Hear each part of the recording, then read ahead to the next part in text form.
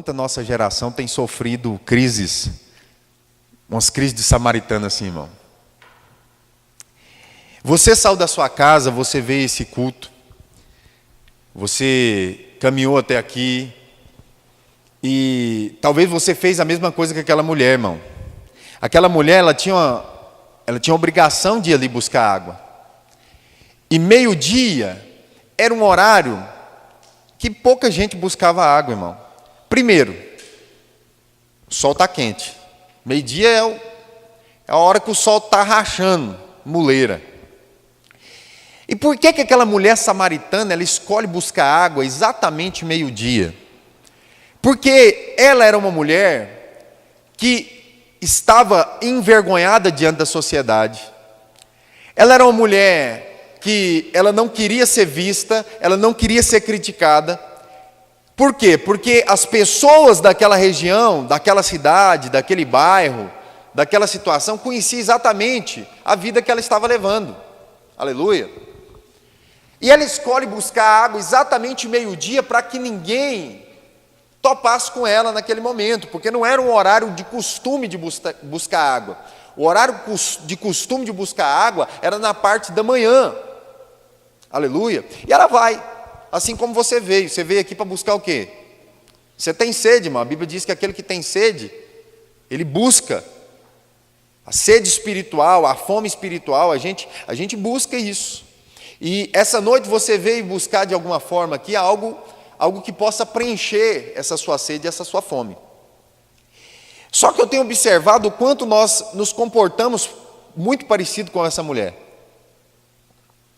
Ela chega diante daquele lugar, daquele poço que foi dado a Jacó, filho de Isaac, filho de Abraão, há muito tempo atrás.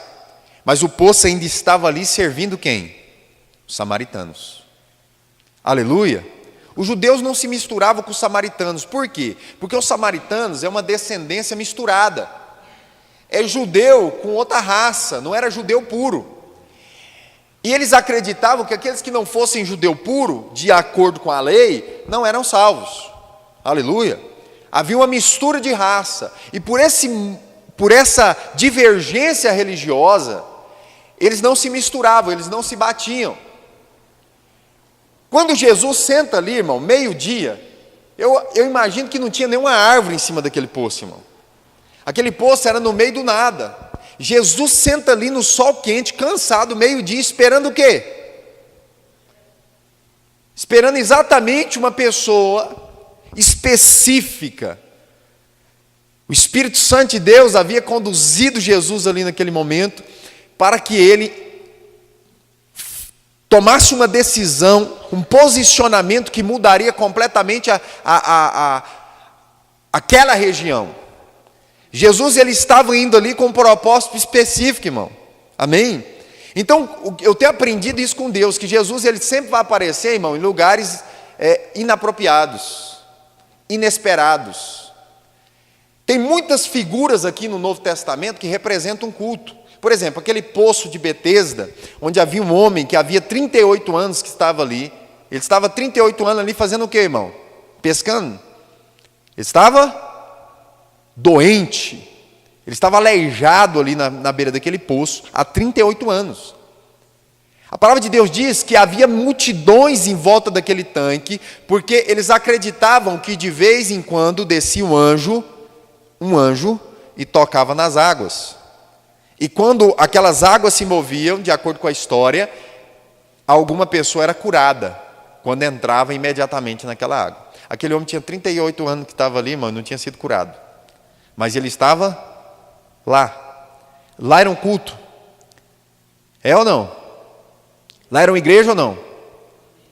Eles estavam ali esperando um anjo da onde, irmão? Terreno? Eles estavam em um culto. Havia um tanque, havia necessidade, havia fé, aleluia, havia ali uma expectativa de cura, de transformação. Ele estava lá. Muitas pessoas não foram curadas, porque havia ali uma grande multidão, e nem se sabe se alguém fora curado realmente ali, ou se aquilo era só uma conversa. Mas de repente Jesus aparece numa hora inapropriada, uma hora inesperada, olha para um homem e diz para ele assim: o que queres que te seja feito? Levante e vai para a tua casa. A palavra de Deus diz que ele se levanta dali e vai embora, irmão. Aleluia. Você já pensou, irmão, você ficar 38 anos num culto, vivendo uma vida de culto atrás de culto atrás de culto, e só depois de 38 anos você receber alguma coisa, irmão? Por que eu estou falando isso? Porque você pode ser uma pessoa que cultua, você pode ser uma pessoa que até crê muito em Deus, irmão, mas se você não cultuar da maneira que Deus estabeleceu, você não vai receber aquilo que você precisa. Amém? E a maneira que Deus estabeleceu que você cultue, não é como a religião te ensinou. O que Jesus está fazendo aquele homem é o que ele quer fazer na sua vida hoje, porque talvez você já foi católico, espírita, satanista, você pode ter sido muita coisa, você pode ser hoje até evangélico e crente, mas o que vai mudar a sua vida não são essas coisas. O que vai mudar a sua vida é quando você entender o dom de Deus e aquele que está falando com você. Se essa religião é externa, ela nunca vai fazer alguma coisa por você, ela nunca vai fazer. Todos esses homens que eu estou citando, eles tinham uma religião forte. Rapaz, é 38 anos, 48 não, 38 anos ali na beira daquele tanque. Jesus chega, de repente, em um culto, irmão. Então o culto é importante. O culto é importante. Jesus chega inesperadamente no meio daquele culto. E ele percebe que aquele varão ali, que tinha 38 anos, que estava cultuando de uma maneira errada, tinha fé e queria a verdade. Você sabe o que é o problema hoje, a crise do samaritano, irmão? É porque quando chega a verdade, ele está tão acostumado com o culto dele, que ele não está disposto a abandonar o dele para servir a verdade. Ele está tão acostumado com aquilo que ele fez a vida toda, com aquilo que ele aprendeu, como ele foi discipulado, ele já está tão cheio de formato de religião, ele já tem tão forte a religião dele, que se Jesus mesmo vier aqui, a pessoa rejeita Jesus para servir a religião dela. Está entendendo ou não? O que é a sua religião, irmão? Não, eu sou cristão. Será?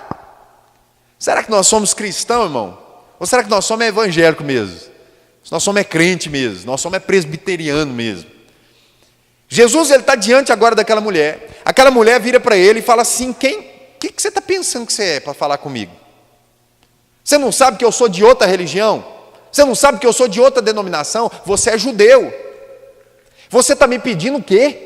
Que eu pegue água e te sirva?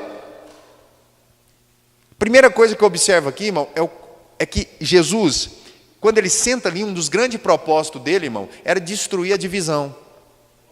Era destruir a divisão. Jesus não opera no meio de divisão. Se há divisão de religião, Deus não tem religião, irmão. Você já perguntou para ele qual que é a religião dele? Uma vez eu perguntei. Eu estava numa crise, irmão, não sabia eu queria a verdade. Eu estava na igreja há tanto tempo, quase 10 anos, e nada tinha acontecido na minha vida. Eu entrei numa crise, eu não acreditava em pastor, não acreditava em pregador, não acreditava mais em nada, irmão. Só que eu entrei para um secreto com Deus e falei para Deus: Deus, eu queria que o Senhor me mostrasse qual que é a sua religião. Diante de Deus que eu estou falando isso aqui, irmão. Falei para Deus: Deus, me mostra a sua religião, que não importa qual seja. Porque eu criei em Deus, mas eu não acreditava mais em placa nenhuma, irmão. Falei: Deus, me mostra a sua religião que eu vou fazer a tua.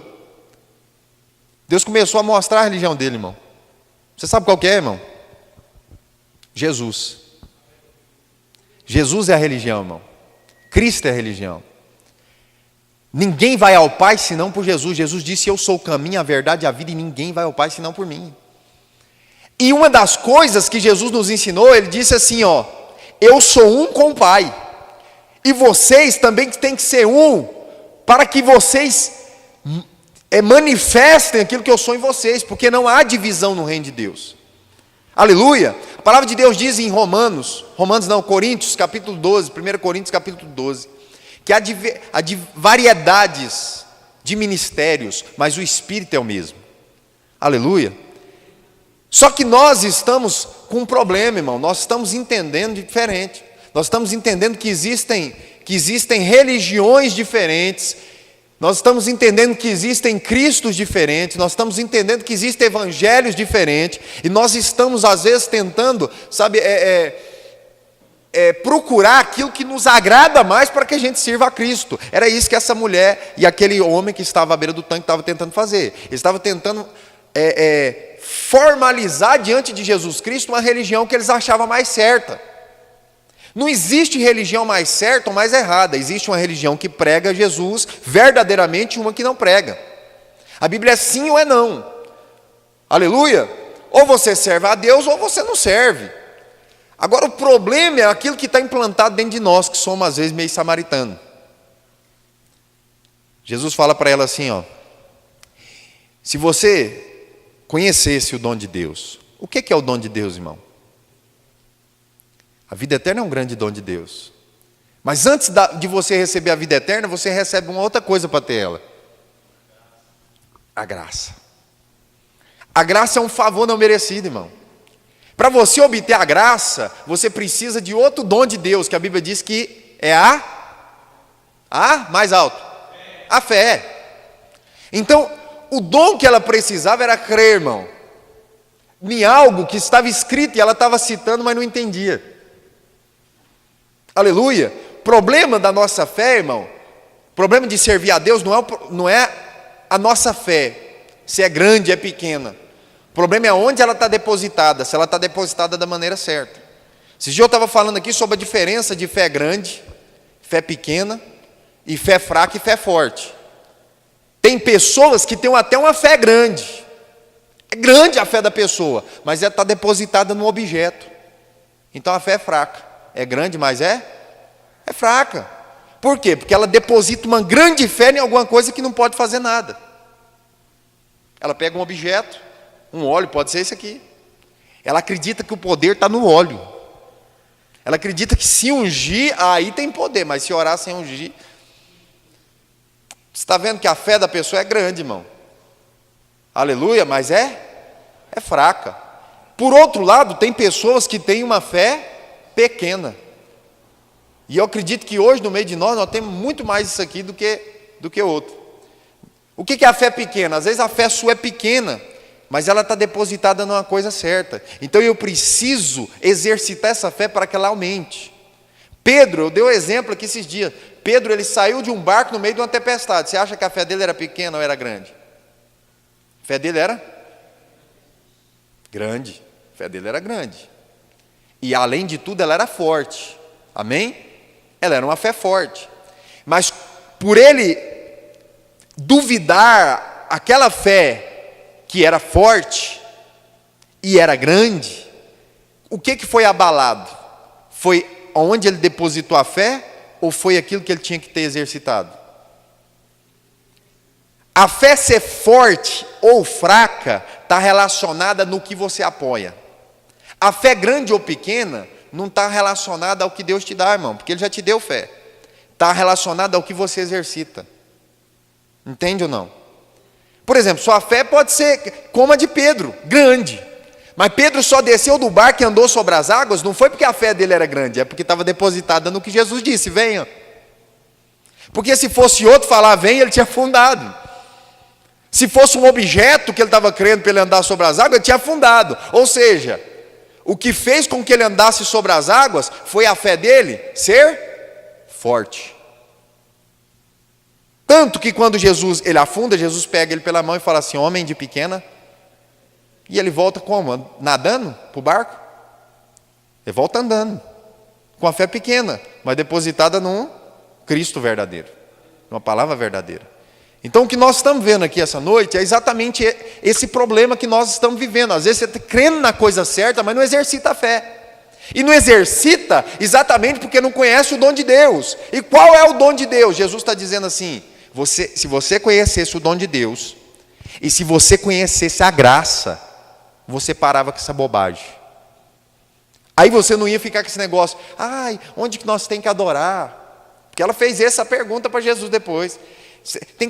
Uns estão dizendo que é adorar em Jerusalém, outros acreditam que é no monte, outros acreditam, ele falou assim, quando você entender isso aí, querida, você vai adorar em espírito e em verdade. Ou seja, ele disse assim, o Pai procura verdadeiros adoradores que o adorem em espírito e em verdade. Ele está dizendo assim, não importa o local, não importa a placa, não importa onde você estiver, contanto que a sua fé esteja depositada da forma certa, no lugar certo. Enquanto isso, irmão, a gente fica querendo debater religião. Mas o que eu percebo aqui que é o mais forte não é isso. Porque essa mulher, ela estava querendo debater religião. Jesus não tem problema com isso, irmão. Só que ela estava tentando se posicionar de uma maneira hipócrita diante de Jesus. E é o que está acontecendo no meio da igreja. As pessoas, elas estão procurando formatos, e às vezes aqui dentro do meio de nós, irmão. Talvez no meio desse grupinho aqui, ó. Tem gente aqui que crê de um jeito, outro crê de outro, o outro crê da outra maneira. Um não concorda com o outro já acha que é isso, o outro já não concorda. Meu irmão, Jesus não te chamou para concordar. Ele é Deus, aleluia. Ele não mandou você escolher, isso não é time de futebol, meu irmão. Você não está aqui para escolher religião, você está aqui para andar na Bíblia. Se você decidir andar na Bíblia, você anda na verdade. Agora você não pode ficar escolhendo aquilo que você vai servir e aquilo que você não vai. Por que Jesus tocou na vida íntima dela? Ela falou, não, eu sou religiosa. Você não pode falar comigo, porque eu já tenho minha placa. Eu quero saber onde é que adora, me fala. Jesus falou assim, vai lá, busca seu marido aqui para nós adorar.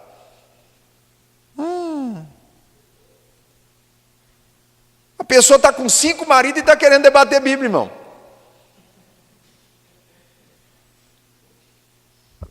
Está fazendo tudo errado, ao contrário do que ela mesma acredita. Quer debater. Jesus fala, vai lá, vamos fazer um concerto aqui hoje. Você sabe, está cheio de crente assim, irmão, que não dá fruto. Por quê? Porque não está fazendo nada certo e quer debater. E além de não estar fazendo a parte dele, ainda quer dividir ainda a igreja dos outros, irmão. Você está entendendo ou não? Ainda de não estar fazendo, ele não ora. O negócio dele é postar treino no Facebook. Ele não lê Bíblia, o negócio dele é copiar e colar no Facebook. A religião dele é essa, irmão. Jesus está quase falando assim, traga lá teu celular e a gente conversa. Deixa eu dar uma vistoriada aqui, como é que está? Irmão, nós estamos falando de evangelho, querido. Nós estamos precisando aprender a ser crente, irmão. Nós temos que parar com esse negócio de onde nós estamos. Eu não concordo com aquilo. A gente não tem que concordar nada, irmão. O reino é de Deus. Jesus não erra não, queridão. A religião é dele, irmão, amém? Se os pastores, se fulano está fazendo errado, não interessa, irmão. Jesus, ele é o noivo. A noiva é santa, é pura, meu irmão. E aquela que não for santa, ela vai ser cortada. Você não está aqui para julgar e achar quem está certo e quem está errado. Você está aqui para fazer o certo. É abandonar os 5 maridos, irmão. 5 não, 6, né? Porque tinha 5 e ainda tinha outro ali que estava na ativa. E o que representa esses maridos na vida da gente, irmão? São as legalidades. E é aqui que eu queria chegar. São legalidades na nossa vida, irmão, que a gente acha. A gente acha que Jesus não está vendo. E aí você vem para a igreja, serve Deus de qualquer maneira, aí não acontece nada na sua vida, você não rompe espiritualmente, você não recebe nada de milagre, não recebe poder de Deus, você não cresce, aí você bota a culpa no pastor, na religião, na igreja, na denominação, que a igreja não somou nada na sua vida. Tem gente que consegue sair de uma igreja, irmão, e falar que aquela igreja lá foi a pior coisa que aconteceu. Eu já vi gente falar isso. Meu irmão, se você é bênção, você é bênção. Presta atenção no que Deus disse a Abraão. Abraão, sê tu uma bênção. Ele não disse assim, eu farei do lugar uma bênção e te colocarei lá. Jesus disse assim, sê tu uma bênção, e onde você estiver será bênção. Se você é bênção, irmão, você é bênção na Assembleia, você é bênção na Batista, você é bênção em qualquer lugar, você é bênção em qualquer lugar. Se você é maldição em qualquer lugar. Pode ser a melhor igreja do mundo. Você vai ser essa carne de pescoço, que não serve, que critica, que só sabe falar mal da vida dos outros. Se eu sou bênção em qualquer lugar, irmão. Se eu sou um canal de Deus, eu sou o canal de Deus em qualquer lugar. Eu não preciso de artifício. Se o culto está cheio, irmão, eu adoro. Mas se o culto está vazio, eu adoro ainda mais, irmão. Porque tem gente que só chapa, irmão. Aleluia, xarabacandalabas. Quando está cheinho de gente, irmão. Ele não consegue sentir poder de Deus quando tem 2 ou 3. Então, irmão, isso é simplesmente um culto na alma. Porque se você só consegue sentir a presença de Deus quando tem um grande ajuntamento, irmão, você tinha que ir lá para aquele poço lá, porque lá tinha multidão. Aquele poço lá tinha multidão, irmão. O povo estava lá chapando lá o tempo inteiro lá, esperando um anjo. O povo gosta de anjo, irmão. Aí chega Jesus. Então precisamos mudar, irmãos. Mudar. Aleluia. Nós estamos parando com esse negócio de debater o que está certo e o que está errado. Meu irmão, pega o que você tem e usa para alguma coisa que presta. Já sabe tanto de Bíblia. Já sabe quem é Jesus e não fala para ninguém, irmão, de Jesus. Aí chega na igreja... Quer que as coisas aconteçam, irmão. Chegou um tempo, irmão, de você ser o culto. Tem gente que chega assim, eu não gostei do culto. Ele esquece que o culto não é feito para pessoas. O culto é feito para Deus. E se você vem no culto e fica observando o culto dos outros, é exatamente porque você não está fazendo o seu. Amém? Por que você está triste, irmão? Dá um sorriso aí, aleluia. Nós estamos falando algo aqui, irmão, para o nosso crescimento. Nós precisamos, irmão, ser culto, irmão. Ser o culto. E ser o culto não precisa ser 7h30. Pode ser 6 da manhã, na hora do almoço, dirigindo. Ser o culto. Observe o que Jesus está dizendo para essa mulher e eu vou orar. Hoje eu não vou estender, irmão. Eu quero que você entenda isso. Foi o que o Espírito Santo falou hoje para mim. Se foi só isso, glória a Deus.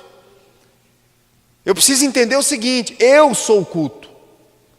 O vosso culto é um culto racional. Eu preciso entender que o culto não é onde eu vou, o culto sou eu. O sacrifício sou eu. É eu que preciso me apresentar na presença de Deus para que Deus se manifeste sobre mim. Agora, nunca o culto vai prestar, irmão, enquanto eu não ser um. Porque todo mundo vai receber algo de Deus, todo mundo vai receber aquilo que Deus está derramando, mas você nunca vai. É aquele caso daquele homem de 38 anos lá, irmão. Ele está lá no culto todo dia, todo dia, todo dia. Aí quando Jesus perguntou o que foi, cara, o que está acontecendo contigo? Ele fala assim: todas as vezes que a água se move, ninguém me pega no colo e me leva lá. A culpa é sempre dos outros, irmão. A gente não recebe de Deus e a culpa é dos outros. A gente não serve a Deus da maneira correta, a culpa é dos outros. Jesus falou: rapaz, para com esse negócio de religião, rapaz. Levanta daí e vai embora para sua casa. É fácil assim? É simples assim? É simples, irmão. O que você está precisando? Eu preciso de uma cura. Você tem que barganhar com Deus, irmão, por causa da cura? Jesus já te deu ela lá na cruz. Seu casamento está destruído, você precisa barganhar com Deus. Você precisa comprar a Deus agora, para que Deus te dê um casamento perfeito. Não, irmão, você tem que perceber as falhas que estão em você, porque quando você começar a mudar, seu casamento começa a melhorar, irmão. Ué. Jesus, ele está disposto a te abençoar, não por aquilo que você faz. Você não precisa fazer nada para Deus te abençoar, irmão. Você precisa crer, é o dom de Deus, é a graça. É um favor que você não merece, mas você precisa ter fé para crer nesse favor, para que esse favor opere na sua vida, e você largar de religiosidade. Achar que o poder está num pastor, está num líder. Não, o poder está sobre a igreja. Se você é igreja, o poder está em você. Você não precisa, irmão, ter que trocar com Deus uma coisa que já é sua. Jesus te deu tudo na cruz. Ele perdoou os teus pecados, Ele curou você. A Bíblia diz que Ele levou sobre si todas as enfermidades. Pastor, mas tem gente que não é curado, realmente. E não é curado, irmão, Deus sabe por quê. Aleluia. Deus sabe, irmão. A gente precisa aprender a discernir a vontade de Deus para a nossa vida. O que eu quero fazer com você aqui essa noite é você cair numa realidade, que você não precisa fazer nada para que Deus faça algo para você. Ele já fez por você. Agora você precisa entender o que Ele fez e tomar posse. Sua família é salva ou não? Não, não é salva. Toma posse. Você não precisa trocar com Deus, irmão. Entenda o dom que é dentro. Jesus pegou aquela mulher samaritana, chamou ela lá: vem cá, vai lá, busca seu marido, e vem cá que vou te passar o manto. Aí ela falou assim: eu não tenho marido. Ele falou: disseste uma coisa verdadeira. Irmão, toda vez que você fala a verdade para ele, todas as vezes que você fala a verdade para ele, irmão, ele tem uma revelação para a sua vida. Jacó, quando ele lutou com o anjo, e aquele anjo com letra maiúscula ali era Cristo, o que foi lá a conversa? O anjo perguntou o que para ele, irmão? Fala aí para mim o seu nome. Ele tinha mentido toda a vida falando que era Esaú, irmão. Toda a vida ele disse que era outra pessoa. Por quê? Porque Jacó, irmão, falar que é Jacó não é para qualquer um não, irmão. Jacó significa enganador. Imagina ele lá de cara a cara com Deus, face a face com Deus, Deus pergunta para ele, qual que é seu nome? Ele não tentou manter a reputação, irmão. Ele falou a verdade, ele falou, eu sou um enganador. Aí o anjo disse para ele assim, agora não será mais enganador, agora será Israel. Todo mundo que chega diante de Jesus e fala uma verdade, irmão, recebe uma revelação. Pedro chega diante de Jesus e diz para ele assim, tu és o Cristo, o Filho de Deus. Ele falou, agora tem uma revelação para você. Agora eu te digo, tu és a pedra e sobre essa pedra edificarei a igreja. Toda verdade manifesta diante de Cristo, tem um presente, irmão. Tem uma revelação, tem uma glória. Para que a gente fica tentando esconder, irmão? Tentando rodear com Deus. Deus está vendo tudo, irmão. Eu tenho falado isso aqui, gente. A gente pensa, fala, Deus me sonda, Senhor. Olha para dentro de mim, Deus já te conhece, irmão. Ele não está te sondando para que Ele te veja, Ele está te sondando para que você se veja. Ele já sabe tudo sobre você, irmão. Aleluia. O que você precisa é abrir a sua carcaça para Deus, irmão. Não é para Deus, sabe, ver, conhecer você, já te conhece. Você precisa abrir a carcaça para que Ele te cure. Para que Ele olhe para dentro de você, perceba aquilo que você não quer mais, que você por vontade própria está renunciando, através do Espírito Santo. E através disso Ele faça uma obra na sua vida. Aquela mulher disse, Jesus, eu não tenho marido. E Ele falou, agora você falou uma verdade. Só que ela estava omitindo. Ela estava dizendo assim, eu não tenho marido. Eu sou solteira. Às vezes no coração dela ela queria passar essa informação para Jesus. Jesus falou, não. Realmente você falou uma verdade, você não tem. Mas você teve sim, que agora o que você está aí não é seu. Aleluia. Não adianta a gente tentar omitir com Deus, irmão. Jesus vem e joga na cara. Para quê? Jesus quer envergonhar ela? Não tinha ninguém ali, irmão, para envergonhar ela, não. Tem muita gente, nossa, imagina, os discípulos chegou ali e ficou incomodado. Os discípulos chegaram, viram ele conversando com aquela mulher na beira do poço. Jesus, como é que vai ficar a tua reputação conversando com uma mulher dessa? Sozinho, Jesus, no meio de um poço, na beira do poço. O que vão pensar se passa aqui e vê o Senhor, Jesus? O Senhor não pensa. Jesus, nós trouxemos comida. Ele falou, já comi. Minha comida é fazer a vontade do meu Pai. Vocês ainda não entenderam o que é ela. Foi o que ele disse. Por quê? Porque tem muita gente, irmão, que não está entendendo o que é fazer a vontade do Pai ainda. Acha que é servir, vir em culto, irmão. Não é vir em culto, queridão. Não é não. Você precisa entender o que você é. Jesus colocou dentro daquela mulher algo. Quando Ele abriu o coração dela, para ela. Ela falou assim, vejo que tu és. Ela reconheceu alguma coisa, irmão. E quando ela reconheceu um profeta ali, Deus fez uma obra completa na vida dela. A palavra de Deus diz que ela saiu dali. Jesus não orou por ela, ela não caiu, ela não orou em língua, não aconteceu nada disso. Ela entendeu. Cutuca a pessoa que está perto de você. Cutuca aí. Como profeta e fala para a pessoa que está perto de você, fala assim, meu irmão, sua vida vai mudar. Não é quando alguém orar por você. Até que possa orar. Não é quando ungir você, não é nada disso. A tua vida vai mudar quando você entender o que você está fazendo. Quando você entender o culto, irmão. Quando você entender o que Deus quer de você, sua vida muda. Evangelho não é místico. Evangelho é a palavra. Não tem mística aqui, meu irmão. Nós não somos... Eu estou achando que tem muita igreja que já são bruxos, irmão. Não é pastor. Você prefere acreditar no lenço do que no que Deus disse? Você prefere acreditar num envelope do que no que Deus disse? Então não, irmão. Você está servindo coisa terrena. Ah, essas pessoas que estão fazendo isso. Irmão, não importa. Eu não tenho nada a ver com o que estão fazendo lá. Eu tenho a ver com o que está fazendo aqui. O que está fazendo lá é com Deus, irmão. Amém? E se você está ouvindo essa palavra, que abre o teu coração, entenda o que Jesus colocou naquela mulher. Ele simplesmente deu uma palavra e ela, o quê?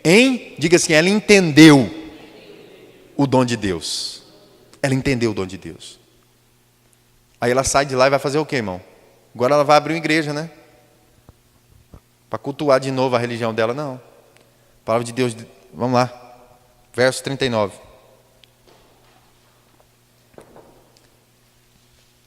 Vamos lá, contexto. João 4.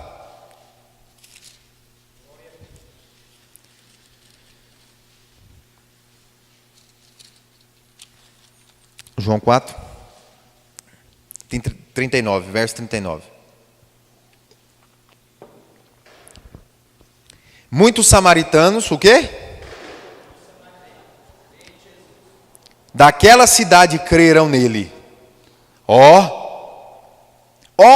se deu resultado ou não, o que Jesus falou com ela ali em 2 minutinhos, irmão.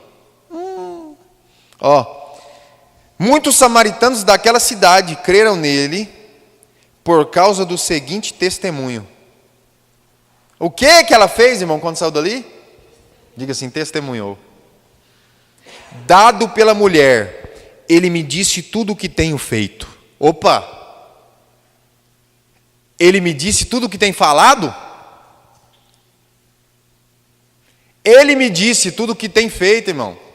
O que ganha almas não é aquilo que você multiplica em palavras, é aquilo que você multiplica em ação daquilo que você aprende na igreja. O que muda a vida das pessoas não é aquilo que você ensina depois que você aprende, através do que você fala, do que você ensina. Eu estou vendo gente, irmão, tentar ganhar alma dentro de casa assim, ó. Isso aí é pecado. Isso aí, ó, leva para o inferno. Isso aí tem que largar esse cigarro, essa desgraça de cigarro. Eu vejo gente fazer isso aí. Não é assim, irmão, que muda a vida das pessoas. Você ganha almas, irmão, é quando a pessoa que está lá fumando cigarro, que está bebendo, que está fazendo qualquer coisa que entristece a Deus, você não falou nada para ela, irmão. Mas ela olhou para você e viu que você era uma desgraça e você mudou. Você não prestava e agora você presta. Porque para prestar não é aquilo que você está falando que mudou, irmão. Tem que ser você. Amém? Porque aquilo que você fala só tem poder quando a autoridade. Aleluia! E a autoridade é quando essas palavras que estão saindo da tua boca é aquilo que está cheio no teu coração. É aquilo que está cheio no teu coração. Meu coração está cheio de verdade. Então, peraí, será que o meu agir está cheio de verdade? Vamos lá. 40. Assim, quando se aproximaram dele, agora peraí. Ela foi lá e falou que tinha tudo aquilo que eles estavam vendo, era aquilo que ele tinha ensinado. Aí eles pegaram e foram aonde? Hein? Jesus. Jesus não foi embora, irmão. Jesus estava esperando o retorno. Jesus, tudo que ele planta em nós, ele quer colher, irmão. Você pode ter certeza disso. Aleluia. Vamos lá. Assim, quando se aproximaram dele, os samaritanos insistiram em que ficasse com eles. E ele ficou 2. Foi suficiente. E por causa da sua palavra, todos os outros creram? Muitos, irmão. O problema é que você está frustrado, porque todo mundo que você prega, você acha que a pessoa vai crer. Meu irmão, você pregou, não deu resultado, pula para outro, irmão. Essa pessoa está com o coração endurecido. Estou dizendo que você vai abandonar ela, vai desistir dela, não. Mas não fica frustrado no teu ministério se você pregou para um e não creu. Se você começar a exercer aquilo que Deus colocou na sua vida, muitos crerão. Muitos.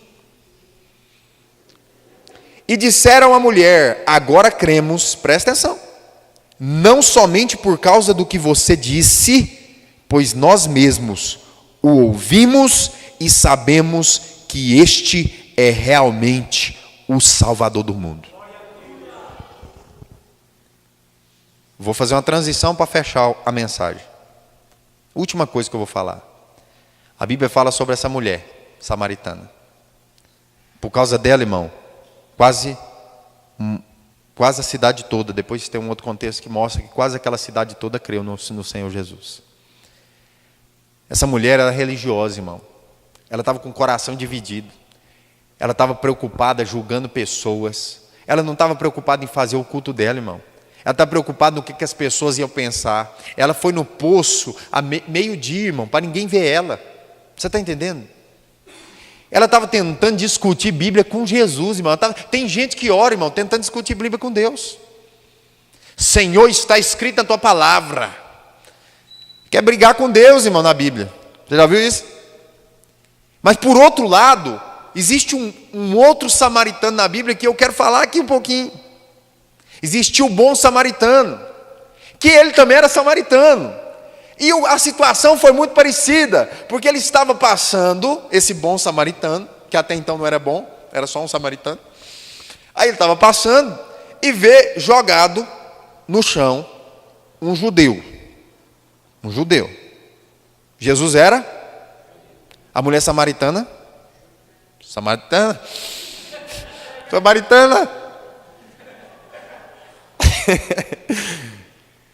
E aquele homem era, tá vendo que pega alguém, irmão? Talvez pensa que é bobagem, né? Que eu fico repetindo. Então o que acontece?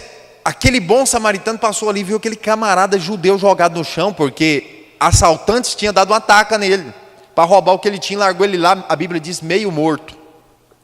Antes desse samaritano passar, passou um pastor, um sacerdote, né? Passou. E a Bíblia diz que ele passou de largo. Deixa essa câmera para lá. Pode deixar aí. Que pegar, pegou. Quando ele passa de largo, a Bíblia diz que ele vai embora. Ele fica olhando para aquele camarada que era judeu como ele. O sacerdote era judeu. Olhou um judeu no chão e foi embora. Aí veio um levita. Entendeu? Passou os religiosos, passou tudo, irmão. Aí passou o camarada samaritano. Que era o quê? Que era o nada. Passou lá, a palavra de Deus diz que ele se abaixa, percebeu a situação daquele varão, que era judeu. Ele não tomou atitude como a mulher samaritana. Falou assim, não, se você fosse da minha igreja, eu até te ajudaria. Eu não vou dar atenção para essa pessoa, porque ela não é nem da nossa denominação. E outra coisa, ela já tem quem cuida dela. Pegou lá, a Bíblia diz que ele derramou azeite nas feridas, enfaixou, colocou ele em cima do seu cavalo e levou para ser tratado, colocou ele na hospedaria até que ele melhorasse e pagou do seu bolso, que se caso ele não melhorasse, até que ele voltasse de viagem, que já estava pago ali. Ó. O posicionamento desse varão, irmão, diferente, irmão. Você sabe por quê? Porque ele tinha entendido já que o culto era ele, não era fora. Aquele sacerdote achava que o culto era na igreja, ele passa de largo. Tem gente, irmão, que só consegue ser crente na igreja. Ele não consegue ser crente em outro lugar, porque ele acha que o culto é na igreja. Então, lá fora, tudo que ele faz, Deus não está vendo. Aí chega aqui na igreja, não pode mascar chiclete dentro do culto, é falta de reverência. Não pode não sei o que na igreja, porque não sei o que. Meu irmão, a igreja é você. Se você faz lá fora e faz aqui dentro, pouco interessa. Aleluia. Porta, irmão. Você é de boné, você quer crer em coisa de objeto, irmão, você acredita. Acredita se você quiser. Mas o meu Jesus, ele mora em mim. Ele não está importando com a minha aparência, irmão. Ele está importando com o meu caráter. Não adianta você ter aparência e não ter caráter. Vamos parar com isso, irmão. Vem.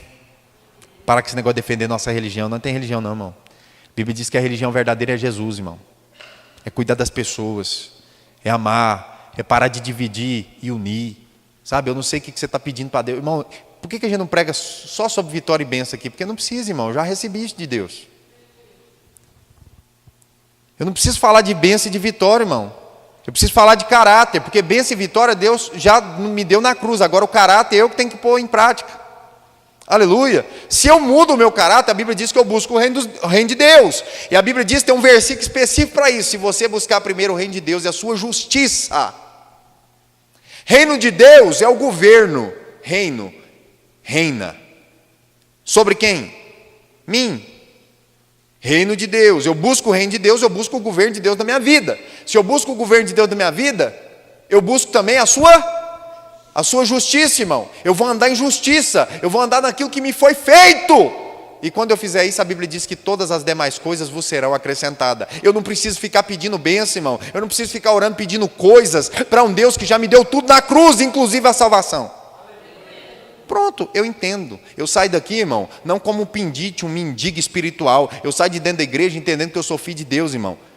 Papai não nega nada para um filho, não. Se você precisar, você não precisa ficar pedindo, implorando. Entenda, irmão. Fala, pai, eu preciso. O senhor conhece a minha realidade. Ponto. É na hora, irmão. Eu não estou falando uma coisa que eu ouvi, não, que eu li, não, irmão. Eu estou falando uma coisa que eu vivo. É uma coisa que eu vejo na minha vida. Amém? Desde o dia que eu entreguei tudo por causa desse Jesus, irmão. Tudo para mim, porque eu sei que ainda tem muita coisa para arrancar, irmão. E ele vai arrancar, até no dia dele ele vai arrancar muita coisa ainda de mim. Desde o dia que eu entreguei aquilo que eu já entreguei, melhor dizendo, eu tenho visto Deus fazer na minha vida, irmão, não porque eu peço a Ele. Dificilmente eu oro pedindo alguma coisa para mim. Dificilmente eu oro pedindo alguma coisa para minha família, irmão. Dificilmente eu peço alguma coisa que não seja para o reino de Deus. Para o reino de Deus.